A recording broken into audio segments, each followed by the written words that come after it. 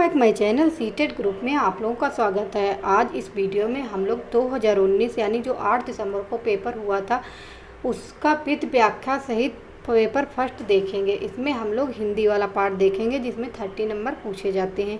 15 number pedagogy के आते हैं और 15 नंबर में 2 पैराग्राफ पूछे जाते हैं, एक गद्यांश एक पद्यांश पूछा जाता है। जिसमें जो व्याकरण आती है वो बहुत आसान आती है, जिसमें हम लोग आसानी से नंबर लाए जा सकते हैं। ओके, आइए देखते हैं पैराग्राफ। तो इसमें सबसे पहले हम गद्यांश वाला पैराग्राफ देखते हैं। नीचे दिए गए गद्यांश को पढ़कर पूछे गए प्रश्नों के सबसे उपयुक्त उत्तर वाले विकल्प को चुनिए। आधुनिक शिक्षा का नतीजा हमने देख लिया। हमने उस शिक्षा का नतीजा भी देख लिया जिसमें विकसित विज्ञान का सबसे महत्वपूर्ण स्थान है, जिसके कारण व्यक्ति को कभी भी या कितना भी मिलने के बावजूद तृप्ति नहीं होती। इसका कारण यही है कि शिक्षा के स्वाभाविक और आवश्यक अंगों को छोड़कर हमने ऐसे विषयों पर अधिक ध्यान दिया जो मनुष्य का एक तरफा विकास करते हैं, यानी एक तरफ से ही विकास करते हैं, जिनके कारण व्यक्तित्व का बड़े से बड़ा भाग तृप्त रह जाता है। बाल्यावस्था में भी कला शिक्षा को अभी तक उचित स्थान नहीं मिला है। जहाँ मिलता भी है वहाँ बच्चा 11-12 वर्ष का होता है। कहने का मतलब है जब बच्चे को चांस मिलता है तो उसकी उम्र अधिक हो जाती है। उसके शिक्षा क्रम में से कला प्रवृत्तियों को निकाल दिया जाता है। ऐसा ही हर्बर्ट रीड ने कहा है, जो मनोवैज्ञानिक हर्बर्ट रीड हुए हैं उन्होंने ऐसा बोला है। हमारा अनुभव हमें बताता है कि हर व्यक्ति 11 साल की उम्र के बाद किशोरावस्था और उसके बाद भी सारे जीवन काल तक किसी न किसी कला प्रवृत्ति को अपने भाव प्रकटन का जरिया बनाए रख सकता है। आज के सभी विषय जिन पर हम अपनी एकमात्र श्रद्धा रखते हैं, जैसे गणित, भूगोल, इतिहास, रसायन शास्त्र और यहाँ तक कि साहित्य भी जिस तरह पढ़ाए जाते हैं, उन सब की बुनियाद तार्किक है। यानी ये जो सब्जेक्ट हैं, जो विषय हैं, जैसे गणित, भूगोल, इतिहास, रसायन शास्त्र, इनका सबका बुनियादी जो अर्थ है वो तार्किक है। इन पर एकमात्र जोर देने के कारण कला प्रवृत्तियों जो भावना प्रधान होती हैं पाठ्यक्रम से करीब करीब निकल जाती हैं। यह प्रवृत्तियाँ केवल पाठ्यक्रम से ही नहीं निकल जाती बल्कि इन तार्किक विषयों को महत्व देने के कारण व्यक्ति के दिमाग से भी बिल्कुल निकल जाती हैं। किशोर अवस्था को इस तरह गलत रास्ते पर ले जाने का नतीजा भयानक हो रहा है। सभ्यता रोज बरोज बेढब होती जा रही है। व्यक्ति का गलत विकास हो रहा है, उसका मानस अस्वस्थ है, परिवार दुखी है, समाज में फूट पड़ी है और दुनिया पर ध्वंस करने का ज्वर चढ़ा है। इन भयानक अवस्थाओं को हमारा ज्ञान विज्ञान सहारा दे रहा है। आज की तालीम भी इसी दौड़ से साथ दे रही है। ये तो आप लोगों का गद्यांश पैराग्राफ हो गया। अब देखते हैं इसमें किस प्रकार से क्वेश्चन पूछे जा रहे हैं। तो पहला क्वेश्चन है, इनमें से कौन सा शब्द समूह से भिन्न है? ये क्वेश्चन, अब इसके आप आंसर देखिए। साहित्यिक, अभिव्यक्ति, तार्किक, स्वाभाविक। तो इसका जो राइट आंसर है इस पैराग्राफ के अनुसार अभिव्यक्ति समूह से भिन्न है। आज की तालीम भी इसी दौड़ के साथ दे रही है। वाक्य में निपात है।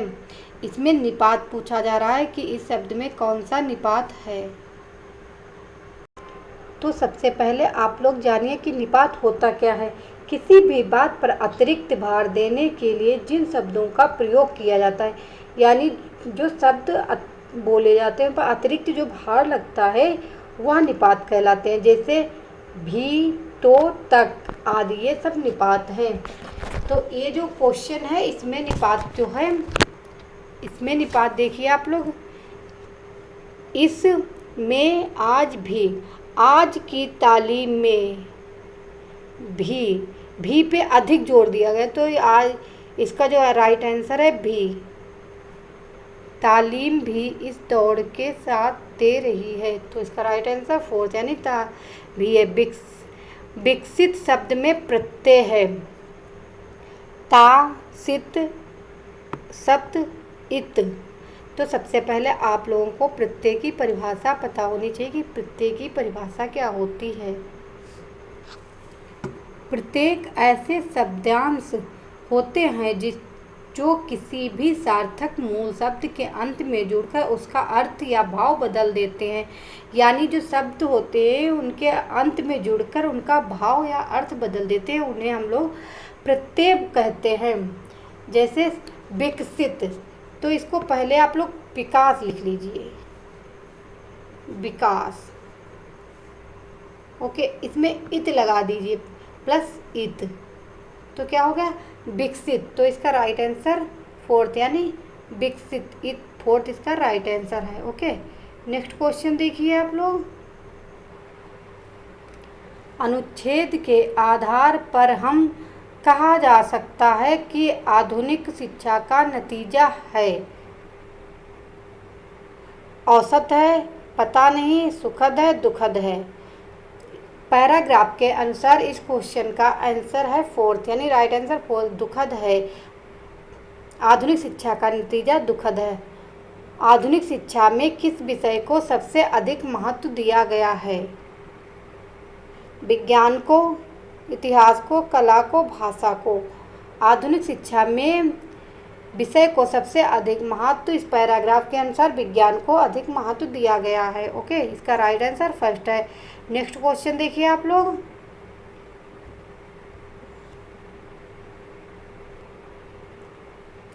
अनुच्छेद के आधार पर हमें किस पर सर्वाधिक ध्यान देने की जरूरत है? किशोरावस्था पर, बाल्यावस्था पर, विज्ञान पर, कला प्रवृत्तियों पर। इस पैराग्राफ के अनुसार सर्वाधिक ध्यान देने की जरूरत कला प्रवृत्तियों पर है, तो इसका फोर्थ राइट आंसर है। नेक्स्ट क्वेश्चन देखिए। अनुच्छेद के अनुसार गणित, भूगोल, इतिहास आदि विषय हैं कला प्रधान है, बोध प्रधान है, तर्क प्रधान है, भाव प्रधान है। ये जो सारे विषय हैं गणित, भूगोल, इतिहास, ये सब तर्क प्रधान हैं, तो इसका राइट आंसर थर्ड है। नेक्स्ट क्वेश्चन देखिए।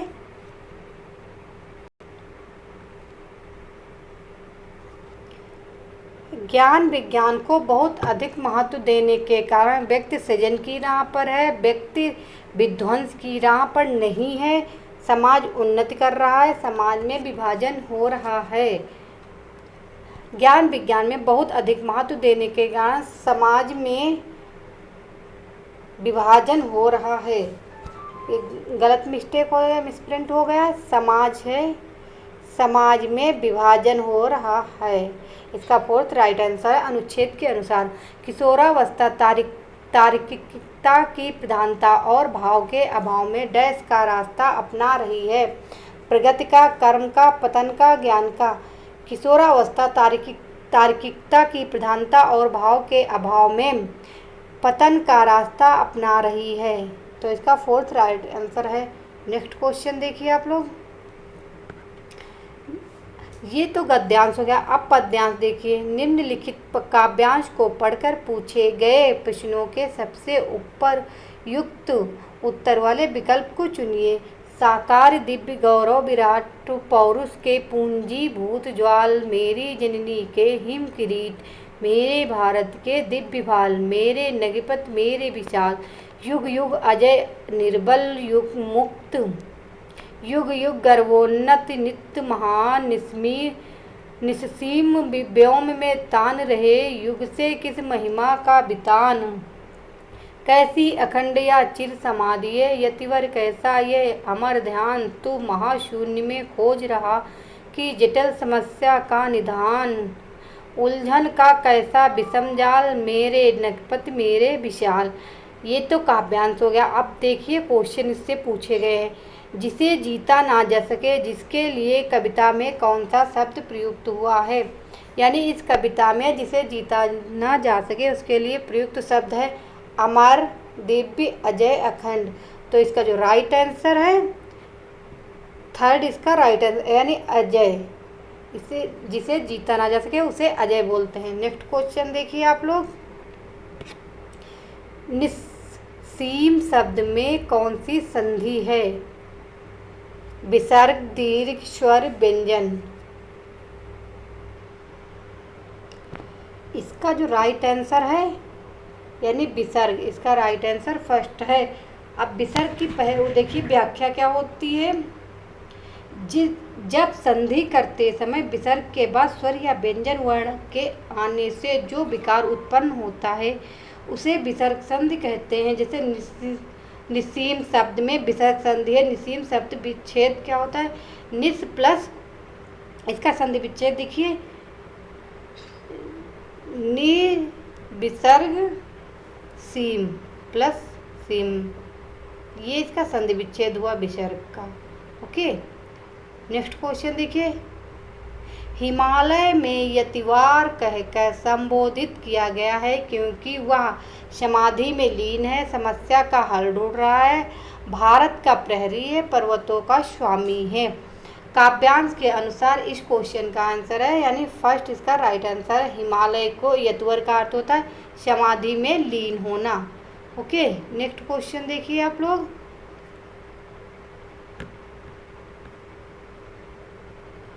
हिमक्रीट का आशय है चांदी का मुकुट, स्वर्णिम मुकुट, ठंडा मुकुट, बर्फ का मुकुट।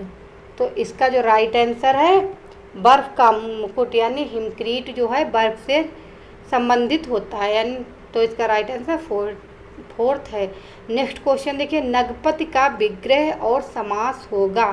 नागो यानी पर्वतों का पत तत्पुरुष समास, नागों का पति है जो ऐसा बहुब्रीहि समास, रत्नो नग का पति है तत्पुरुष समास, नगो पर्वतों का पति है जो कर्मधारय है समास। इसका जो राइट आंसर है नागो पर्वतों का पति यानी तत्पुरुष समास। इसमें जो समास है तत्पुरुष समास है। तत्पुरुष समास की परिभाषा देखिए। तत्पुरुष समास वह होता है जिसमें उत्तर पद प्रधान होता है, अर्थात प्रथम पद गौड़ होता है एवं उत्तर पद की प्रधानता होती है। वह समास करते वक्त बीच की विभक्ति का लोप होता है, उसे तत्पुरुष समास कहते हैं। ओके, नेक्स्ट क्वेश्चन देखिए। किस पंक्ति में कहा गया है कि हिमालय शक्ति की ज्वालाओं का ढेर है, पौरुष के पुंजीभूत ज्वाल, साकार दिव्य गौरव विराट, युग युग अजय निर्बल मुक्त, मेरे भारत के दिव्य भाल। तो इसका जो राइट आंसर है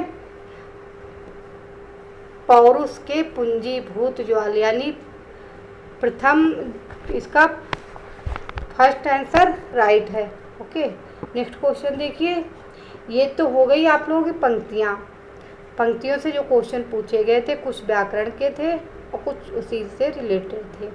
अब देखिए पैडागोजी, यहाँ से पैडागोजी आप लोगों की शुरू हो जाती है। निर्देश नीचे दिए गए प्रश्नों के लिए सबसे उचित विकल्प का चयन कीजिए। भाषा अर्जन क्षमता किसके साथ संबंधित है? स्किनर, ब्रूनर, पियाजे, चॉम्स्की। तो भाषा अर्जन क्षमता के लिए सबसे चॉम्स्की फेमस है, यानी चॉम्स्की, तो इसका फोर्थ राइट आंसर है चॉम्स्की जी। नेक्स्ट क्वेश्चन देखिए। प्राथमिक स्तर पर भाषा सीखने में भाषा संबंधी कौन सा संसाधन सर्वाधिक महत्वपूर्ण है? प्राथमिक स्तर पे पूछा जा रहा है। समाचार पत्र, टेलीविज़न, कंप्यूटर, बाल साहित्य। इसका जो राइट आंसर है फोर्थ, इसका राइट आंसर यानी बाल साहित्य, क्योंकि बाल साहित्य की भाषा जो होती है वो सरल होती है। अब जो बच्चे के लिए बुक बनाई जाती है वो इसमें कलर्ड वाले मतलब कलर्ड प्रिंट दी जाती है। इससे जो प्राथमिक स्तर के भाषा होती है वो सहज और आसान होती है।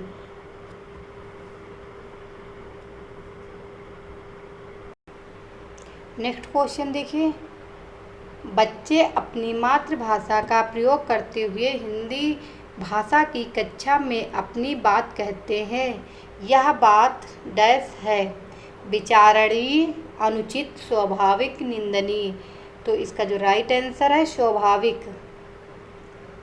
जो हिंदी भाषा की क्लास है उसमें बच्चे अपनी मातृभाषा का ही प्रयोग करेंगे क्योंकि वो हिंदी में ही अपनी बात कहेंगे। यह बात स्वाभाविक है। ओके, नेक्स्ट क्वेश्चन देखिए।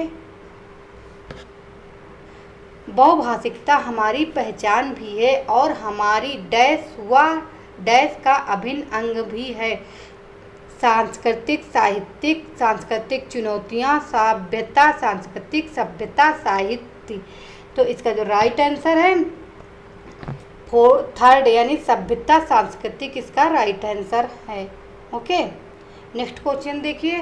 प्राथमिक स्तर की पाठ्य पुस्तक में कार्टून, भाषण, विज्ञापन आदि बच्चों के भाषा क्षमता विकास में डैश है निरर्थक, अनुपयोगी, सहायक, बाधक। तो इसका राइट आंसर जो है थर्ड यानी सहायक है। प्राथमिक स्तर की जो पाठ्य पुस्तकें होती हैं उनमें कार्टून, भाषण, विज्ञापन आदि बच्चों की भाषा क्षमता के लिए सहायक होती हैं। ओके, नेक्स्ट क्वेश्चन देखिए। 5वीं कक्षा की सुहानी पाँचों किन्हें आंखें दोनों आदि शब्द लिखती है। आप सुहानी के लेखन क्षमता के बारे में क्या कहेंगे? वह अनुनासिक चिन्ह के प्रयोग के प्रति लापरवाह है।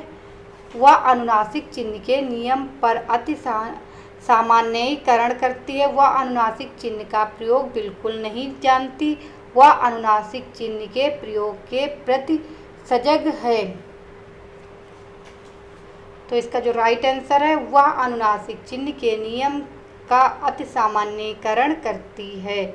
सेकेंड इसका राइट आंसर। विद्यालय में भाषा शिक्षण के लिए कोई कार्यक्रम शुरू करते समय सबसे महत्वपूर्ण है बच्चे की सहज मौखिक अभिव्यक्ति को पहचानना, बच्चे की पठन क्षमता को पहचानना, बच्चे की लिखित क्षमता को पहचानना, बच्चे की सहज भाषाई क्षमता को पहचानना। इसका जो राइट आंसर है बच्चे की सहज मौखिक अभिव्यक्ति को पहचानना। फर्स्ट इसका राइट आंसर है। बच्चे की पठन क्षमता को पहचानना, ये गलत है। बच्चे की लिखित क्षमता, ये भी गलत, लिखने से कोई। बच्चे की सहज भाषाई, ये भी गलत है। फर्स्ट इसका राइट आंसर है। नेक्स्ट क्वेश्चन देखिए। कई बार बच्चे जब स्कूल आते हैं तो 2 या 3 भाषाओं को डैश और बोलने की क्षमता से लैस होते हैं। रटने, समझने, पढ़ने, लिखने। कई बच्चे मतलब रट तो सकते हैं सभी, समझ पढ़ भी सकते हैं, लिख भी सकते हैं, लेकिन सारे बच्चे समझ नहीं सकते। तो इसका सेकेंड राइट आंसर है। समझने में 2-3 बच्चे जो होते हैं भाषाओं को वो समझने और बोलने की क्षमता से लैस होते हैं। Next question. किसी विषय को सीखने का मतलब है उसकी डैश को सीखना, उसकी डैश को सीखना। अवधारणाओं, शब्दावली, शब्दावली विषय, अवधारणाओं विषय वस्तु, विषय वस्तु उपयोगी। तो इसका जो राइट आंसर है फर्स्ट इसका राइट आंसर यानी अवधारणाओं, शब्दावली। फर्स्ट इसका राइट आंसर। नेक्स्ट क्वेश्चन देखिए आप लोग। प्राथमिक स्तर पर बच्चों की भाषा का आकलन करने का उद्देश्य है उसकी लेखन क्षमता का आकलन, उसकी बोलने की कुशलता का आकलन, उसकी पठन क्षमता का आकलन, उसकी भाषा प्रयोग की क्षमता का आकलन। तो इसका जो राइट आंसर है उसके भाषा प्रयोग की क्षमता का आकलन। फोर्थ इसका राइट आंसर है। इनमें से कौन सा भाषा आकलन में सबसे कम प्रभावी तरीका है? घटना वर्णन, श्रुतलेख, कहानी कहना, कहानी लिखना। इसका जो राइट आंसर है श्रुतलेख। अब श्रुतलेख क्यों प्रभावी है?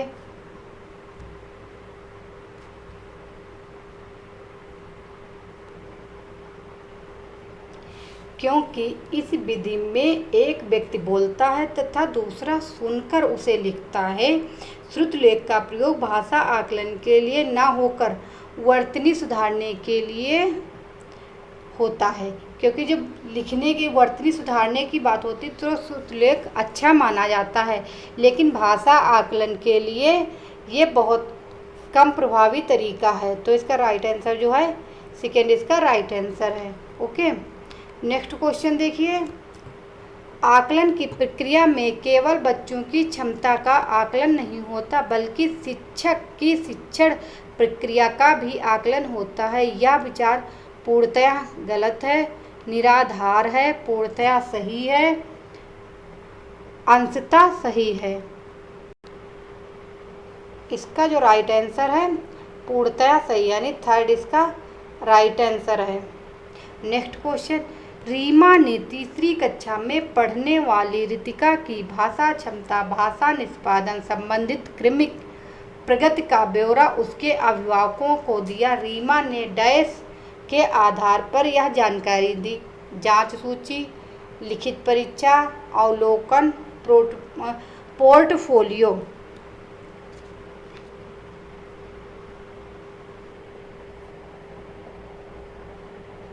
इसका जो राइट आंसर है फोर्थ इसका राइट आंसर यानी पोर्टफोलियो।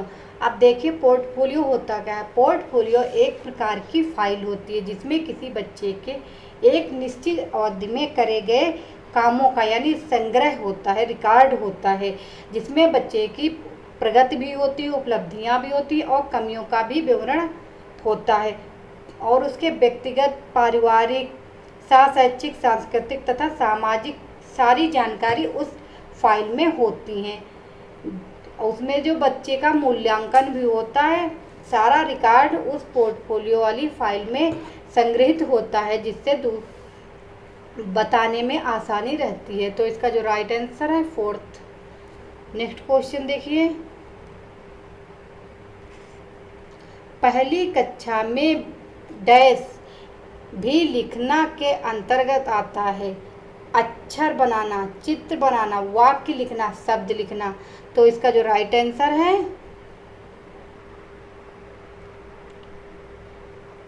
इसका सेकेंड राइट आंसर यानी चित्र बनाना। पहली कक्षा में चित्र बनाना भी लिखने के अंतर्गत रखा जाता है। जो छोटे बच्चे होते हैं पहले टेढ़ी मेढ़ी लाइन खींचते हैं, फिर सीधी खींचते हैं, वो धीरे धीरे चित्र के माध्यम से लिखना भी सीख जाते हैं। तो इसका जो राइट आंसर फोर्थ इसका राइट आंसर है। प्राथमिक स्तर पर पढ़ना सीखने में सबसे कम महत्वपूर्ण है अक्षरों की पहचान, पढ़ने का उद्देश्य, अनुमान लगाना, संदर्भानुसार अर्थ। अक्षरों की पहचान, जो प्राथमिक स्तर के बच्चे होते हैं वो अक्षर पहचान लेते हैं धीरे धीरे। पढ़ने का उद्देश्य, जो प्राथमिक स्तर के बच्चे होते हैं वो पढ़ने का उद्देश्य नहीं जानते, लेकिन वो पढ़ते चले जाते हैं। अनुमान लगाना, ये भी कोई नहीं है। संदर्भानुसार अर्थ। तो इसका जो राइट आंसर है पढ़ने का उद्देश्य, ये सबसे कम महत्वपूर्ण है प्राथमिक स्तर के बच्चों के लिए। सेकेंड इसका राइट आंसर है। यह हिंदी के 30 क्वेश्चन हो गए। नेक्स्ट वीडियो में नेक्स्ट टॉपिक के साथ फिर मिलती हूँ। Thank you.